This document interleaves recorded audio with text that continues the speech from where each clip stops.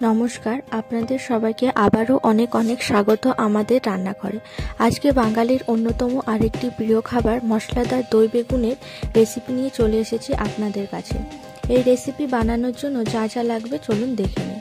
এই সাইজের বেগুন নিয়েছি 3টে, নিয়েছি পেঁয়াজ, 2টো কাঁচা লঙ্কা, আদা বাটা, জিরে গুঁড়ো, ধনে গুঁড়ো, লঙ্কা গুঁড়ো, দই, লবণ, চিনি, হলুদ গুঁড়ো আর গরম মশলা। আমরা প্রথমে এই সাইজের বেগুনগুলোকে কেটে নেব, তারপর এর মধ্যে লবণ আর হলুদ ভালোভাবে মিশিয়ে নেব।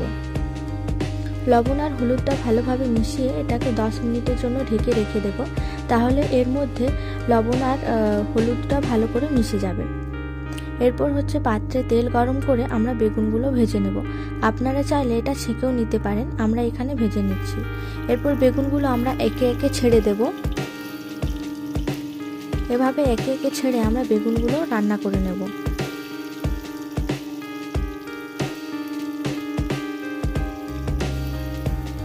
এই দেখুন, বেগুনগুলো খুব সুন্দর সেদ্ধ হয়ে গেছে। এভাবে আমরা বাকি বেগুনগুলো রান্না করে নেব। এবার এগুলো আমরা তুলে নিচ্ছি। এভাবে আমরা বাকি বেগুনগুলো ভেজে নিয়েছি। এরপর মশলাটা তৈরি করার জন্য আমরা কড়াইতে সর্ষের তেল দেব। সর্ষের তেল দিয়ে গরম মশলা দেব আর দিয়ে দেব 2টো তেজপাতা। তেজপাতা দিয়ে এর মধ্যে পেঁয়াজ কুচি দিয়ে পেঁয়াজগুলো ভেজে নেব।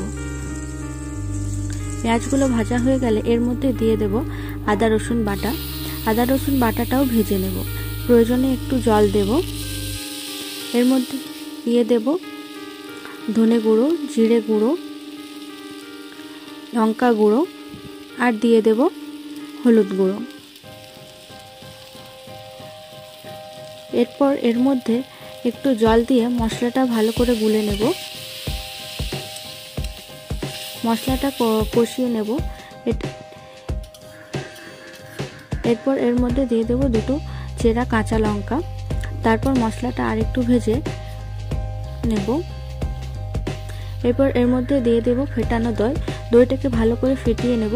এর মধ্যে যেন কোনো দানা না থাকে। যদি দানা থাকে তাহলে কিন্তু মুখে লাগলে ভালো লাগবে না খেতে। বাটির মধ্যে যে দইটা লেগে আছে সেটা আমরা জল দিয়ে ভালো করে ধুয়ে দিয়ে দেব।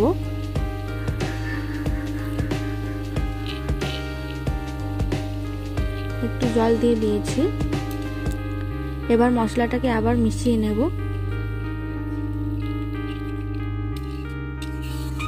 মশলাটাকে মিশিয়ে এবার এর মধ্যে আমরা দিয়ে দেব স্বাদ মতো লবণ।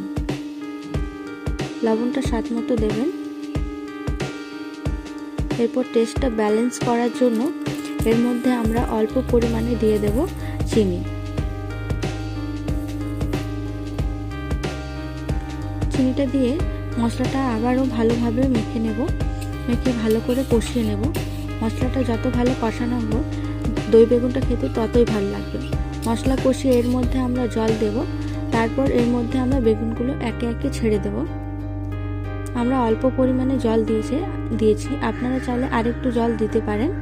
আমরা মাখা মাখা করব, তাই একটু জলটা কম পরিমাণে দিয়েছি। এরপর বেগুনগুলো একে একে ছেড়ে আরেকটুক্ষণ মশলাটা ভালো করে ভেজে নেব। বেগুনগুলো দিয়ে একটুক্ষণ রান্না করার পরে আমাদের দই বেগুন তৈরি হয়ে যাবে। এই দেখুন কি সুন্দর দই বেগুন রান্না হয়ে গেছে। এরপর এটাকে একটা পাত্রে ঢেলে নেব।